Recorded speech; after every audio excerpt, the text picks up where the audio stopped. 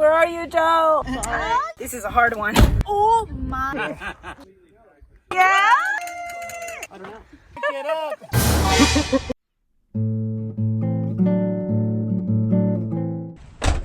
Joe's getting ready. Are you ready to go? No. Another racer. There's a cyclist. Are you ready to cheer Joe up? Are y'all ready to race? This is my fourth. Fourth. And I've only finished one. Hey, this will be your second one. Try to bring a bar for every hour that I won't eat, and I'll just finish with it still in my back pocket. Map the route. This is actually guiltily the first route I've mapped to myself. And also this is going to be the most challenging route. We'll see. Stay fit, stay positive, hit the road. I made a playlist called Ride On Baby with like my favorite songs, so when I hit that really dark place, I'm putting that on. And this time I actually downloaded it, unlike last time. I also think riding with friends helps. My goal is to not bail out of the course. My goal is to finish and have fun camping and have enough energy to hang out with my friends. And also not to have a breakup today because I'm bringing my partner with me who doesn't know what we're about to get ourselves into. He's in for a treat. A treat!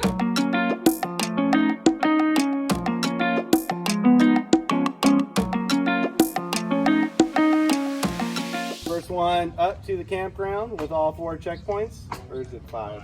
With 5 checkpoints. With all 5 wins, you do have to get the same number every time. You can't take a different number.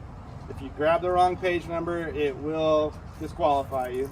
This is a free event, you know, you're not out any money, but, you know, grab the right page number. Once you get in the forest, there's nothing out there except there's going to be a few water fountains. We might be hiding along the trail at some point to give you something special. as always. Enjoy, and we hope to see you at the top of the mountain. And we're going to party it up tonight and enjoy the Swift camp out. And there'll be campers there to welcome you and have fun, and yeah, enjoy. Get going!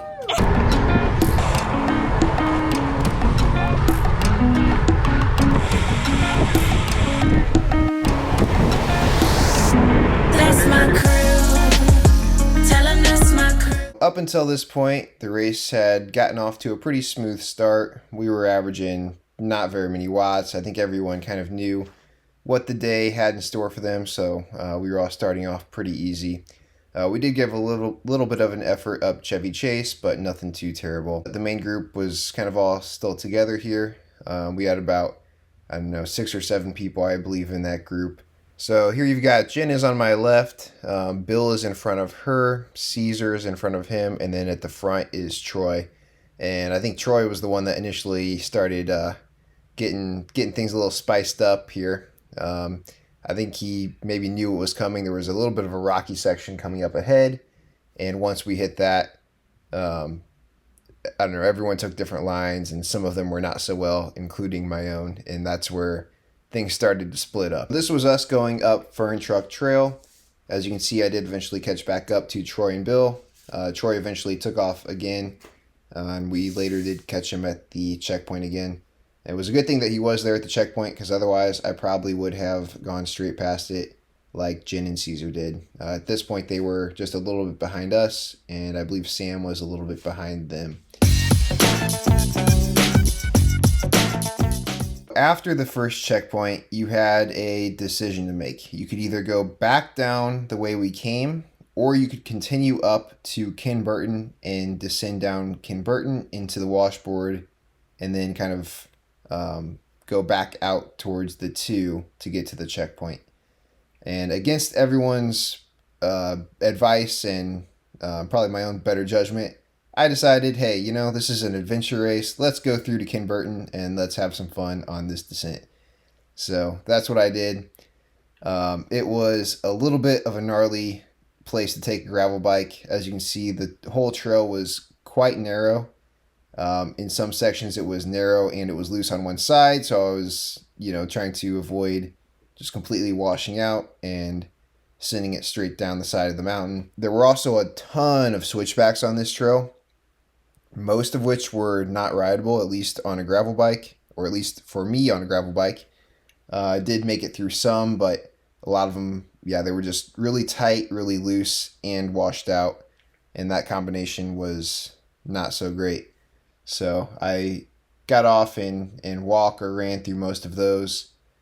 But yeah, overall it was a very fun descent, just a little bit extra on a gravel bike.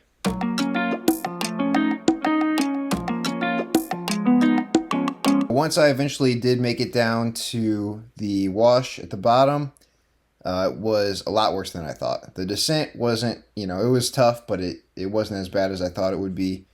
The wash, though, was very bumpy. It was loose in sections, and as right here, there were sections where I couldn't really figure out where to go. I thought the trail went this way, rode this way for a minute, realized, okay, this is horrible. Maybe it goes a different way.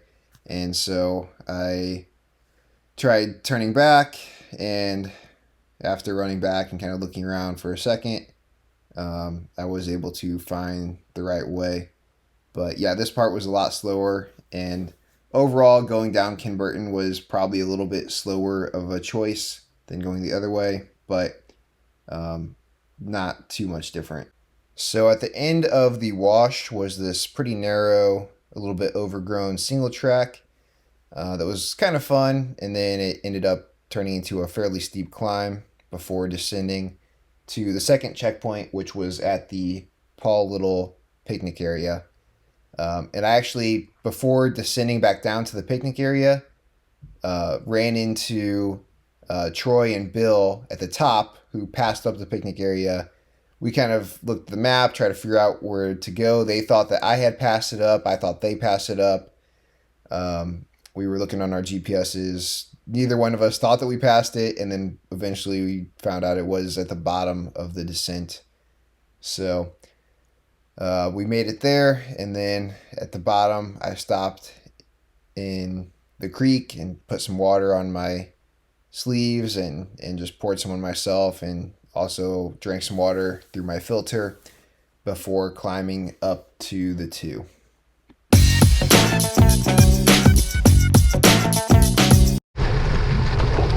To get back to the 2, I was planning on originally going straight up this super steep hike-a-bike that would have kind of gone directly there. But I couldn't actually figure out where the entrance was, and that's the way that Troy and Bill went, but they took off about a minute before me while I was getting water. So instead, I went back along the bottom of the canyon here to Gould Canyon Fire Road. The way along the bottom was really nice, actually. There were a lot of water crossings. There were a couple areas that were pretty rocky. But yeah, I eventually made it over to the Gould Canyon Fire Road, and that climb was super steep, which was funny because it was actually, the longer way to get up to the 2. So had you gone straight up to 2, I can't imagine what that hike would have been like. So this is on the Gould Canyon Fire Road climb. Yeah, it was steep. It was starting to get hot, but at least I knew it was pretty short until I got to the 2. And then from here, I had to go up to the bottom of Lukens for the next water stop. Hello, Big Mountain Riders. We are here by the 2. This is where all the riders should be going up. This is Mount Lukens, and I know there's a checkpoint somewhere up there. The riders should be coming anytime soon. We missed a rider.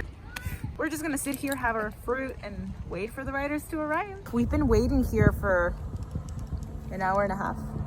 Nobody has come. I don't know where everyone's at. I'll just keep eating my smoothie and waiting. I wish I was riding right now. They say happy is a state of mind, like a front porch swing, pretty thing hanging over the riptide. One push. Waiting here in the car for Joe. The race started 2 hours ago. Where are you, Joe? Where is he? He should have already passed by here, I think. And I really have to go poop, but I can't go. I can't leave because what if he makes it and we're gone? Hay unos ojos que si me miran. What's your name? I'm Ron. Hi, Ron. I was with like the first group, Mm-hmm. and then on Verdugo, they went right, and I don't know why. So I think they were trying to go up Chevy Chase. Uh-huh. So I took Verdugo, and I just like came up here. There's Ron.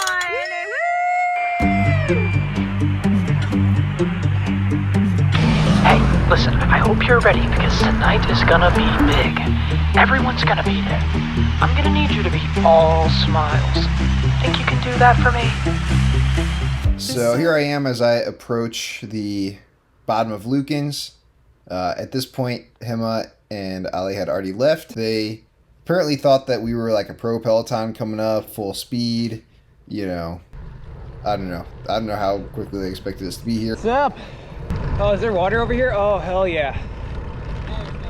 No water. Wait, did you use it all up? As I got here, Troy and Bill were waiting at the top. They had climbed up that super steep trail, which I think they later regretted. But yeah, I can't imagine that would have been any fun. So I was wondering where him and Ale were, and they thought that maybe they had already missed us and took off before we even got there. So I can tell you definitely the best part about this race was coming to water stops. It was just a few seconds of sweet relief. Every time I got to one, I was wetting down my head, my sleeves, my jersey, just getting a few seconds of refreshment before having to return out into the burning hot oven. Well, folks, it's about lunchtime. We're still waiting for the riders, so we're gonna cut this baby open, but I forgot the knife. So we're gonna use this rock and see if it works. You think it'll work? Yeah. I forget. Oh, the spoon. Ah! There we go. Dig in, my friend. Smells good, no? See? This is how you eat watermelon. You make a circle, and then So from the last water stop, I had decided that I was going to head up the 2 and then kind of backtrack along Grizzly Flats rather than having to take Lukens all the way up. I don't know if it was really a better or worse decision. I think my way was a little bit longer, but it was also less steep. And I believe that the climb up Grizzly Flats is a little bit more shaded and possibly a little bit less hot. So that was definitely a bit of a help, while Lukens is very exposed, and I can't imagine that that would have been much of fun climbing that way either.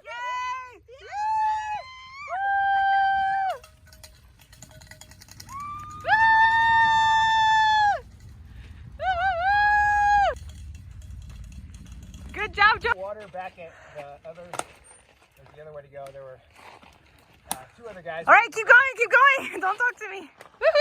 So getting to Grizzly Flats was awesome. I finally ran into Hema and Ale and was no longer wondering where the heck they were. By this point in the ride, I was starting to definitely feel it though. The heat was picking up, hydration levels were starting to drop. I was drinking as much as I could, but my belly was also kind of getting saturated with water, and I just couldn't really absorb it at a fast enough rate to keep up with how fast I was sweating. Going up the 2. Okay. Oh yeah.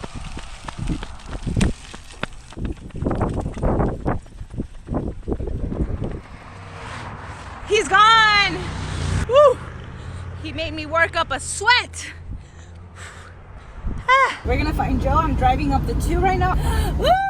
Let's go find him. So climbing up to Clear Creek after Grizzly Flats was definitely a bit of a rough stretch. This is when like it really started hitting. The heat was in full force.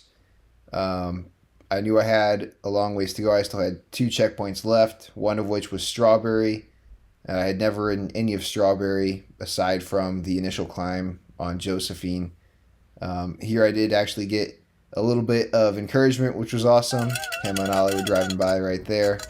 So that got my spirits up for a second, and then I realized it was hot and they went back down. I'm dying. You need anything, babe? Can you turn the temperature down about 20 degrees? That'd be great. How do you feel? No bueno. No bueno. You can do it, babe. Woo! We'll see you right back. I can tell Joe is struggling. It's too hot. It was 113 degrees up at by the water tower off the 2.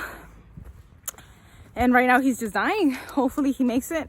I just feel so bad for him. I asked him, how are you feeling? He's like, no bueno.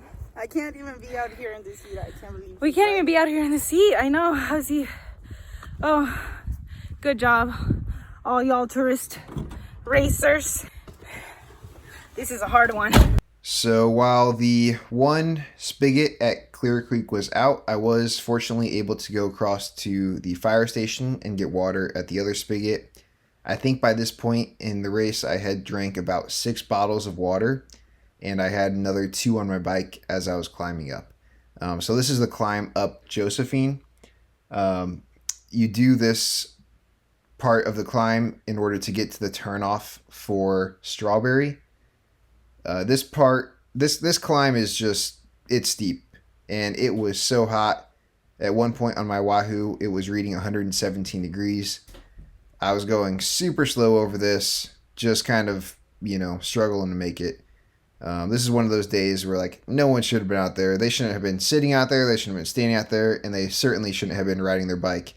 So I was kind of, at this point wondering, like, what did I get myself into? What am I out here doing?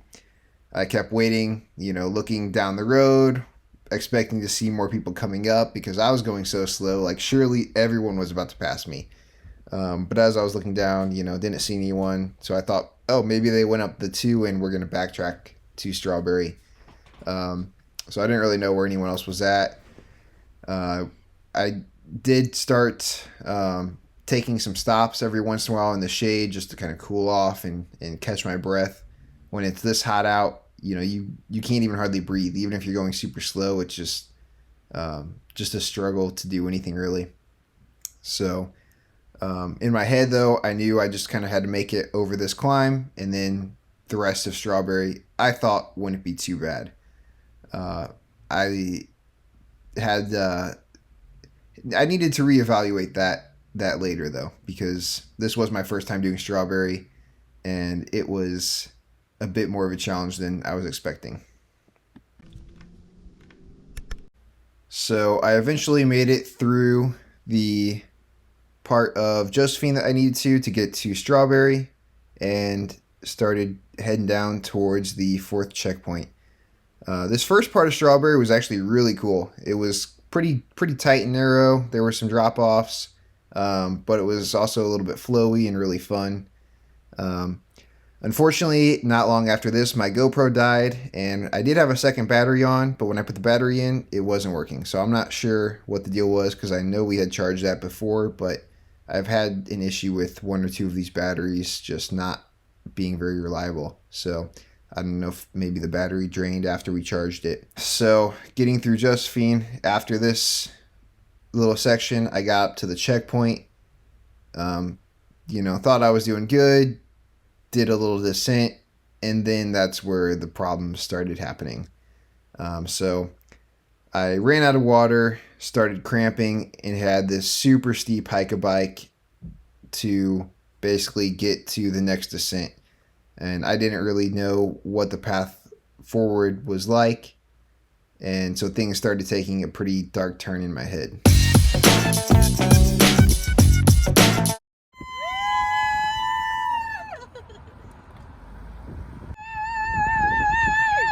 I haven't seen anybody. I saw one guy made it to the top. What is he wearing? He only did the 40-mile loop. Oh, never mind. Yeah, so no. We have made it to the campgrounds. We are waiting for Joe. We didn't see anybody coming up the gravel road to Mount Pacifico. I hope no one gets sick. It's hot. It's 4:33. Joe is still not here. We're gonna wait another 30 minutes. And then we're leaving. We're taking off. Just kidding. This is the first rider. Oh yeah, but I didn't do the race. But you still rode in this freaking heat. So while Hema and Ale were up at the top of Pacifico cheering on the riders that just kind of went straight up to 2, I was suffering on Strawberry and starting to wonder if I was going to make it off. I was out of water. I had to climb out. Either way I went, even if I had turned around, I would have had to do a lot of climbing just to get back out. So I decided I was going to just keep going forward, you know. So I had a really steep hike-a-bike section. I was passing up hikers. So I made it down to Red Box, drank up a bunch of water, cooled off, and at that point, I had the thought in my head of, you know, oh, it's only 17 miles. That should just be like an hour, right? Well, it was 17 miles of 110 plus degree heat going up the mountain after already being dehydrated and tired. Those last like mile or two were just awful. But, you know, I had to get to the finish and just kind of carried on. So just before hitting the gravel part of Pacifico, I stopped at the 5th and final checkpoint. And that was kind of the moment when, you know, at least I knew I was going to make it. They did have some water at the 5th checkpoint, so I loaded up on some more of that and then took off on these last few miles. Life's a gem fan. Subscribe. It's inspiring content. It's fun, good music, and especially if you live in SoCal, you get to like learn about a lot of cool rides. So. Awesome. Thank you. And once I made it to the finish, let me tell you, that was one of the sweetest moments of relief. You know, half the day I was just questioning whether or not I could even finish. I was kind of honestly over this ride for a long section of it, but you know, my ride was at the top and that's where I had to be. So I just kind of hung in there and kept going and was just, you know, very happy to have made it through the course and finished. I probably drank like 13 bottles of water. Kim, I was doubting you. I mean, it's hot. I was sitting under a tree eating watermelon, dying. How much elevation? 1 million feet. 1 million. I went down the name of like, I don't know what it's called, but after the first checkpoint, that switchbacky, that was Ken Burton. Stupid. Look at him! Actually, Evil you know, laugh! the switchbacks weren't as... Well, that's where all of this came from when I went and set the checkpoint. I crashed. Makes sense. Show us the proof. Let's see. Let's see. Show us the receipts. What up, Yeah, Gab? I saw them at the top. They were like lying on the ground, like sprawled out. Holy shit. What'd you think about the books that were out there? I didn't pay any attention. Oh, you didn't? I could barely even think after like the third one. Wow. I went right up to 2 and they went straight up. I have 5 checkpoints. The only thing that could upset this is that the gentleman who is riding with his camping gear, if he gets here in less than an hour, so if he Okay, let's start the timer. 36, he could take it. He could take it. We don't know. We don't know. We don't. Dun. The next races we got coming up, we got all kinds of crazy. Oh. Okay. Remind me not to come to. Number 70 is here, y'all. So when I smile, holler at me for a good time. Cause it makes me look prettier and like I'm not dead inside. They say laughter's like a medicine. Make a joke, split your sides, have some fun till you cry and you lift it. Then get back to your business. She said happy was the realest me, but my lips turned down, face a lot of things I couldn't unsee. Wait until it gets ugly. So when I smile, holler at me for a good time.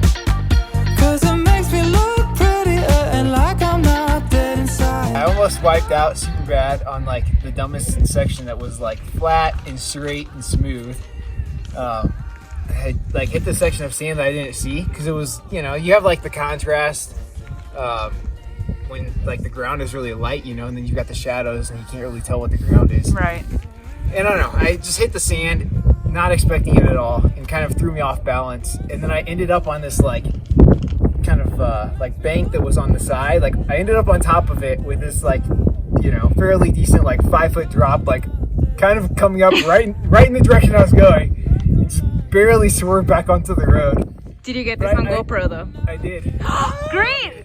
It'll And be I had here on this, the like, corner. Oh shit, here it goes moment. And then somehow I saved it. I don't know. Wow. Like at a certain point, I was like, I need to just drive around and tell everyone this is canceled.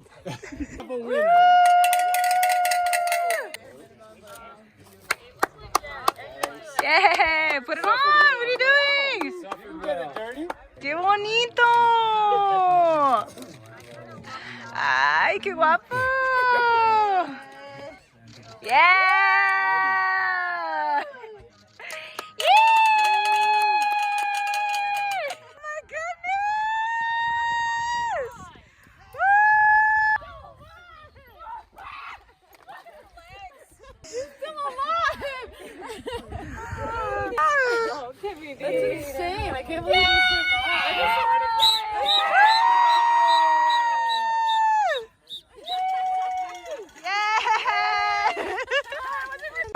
All of you for not helping me with the map. You got them all?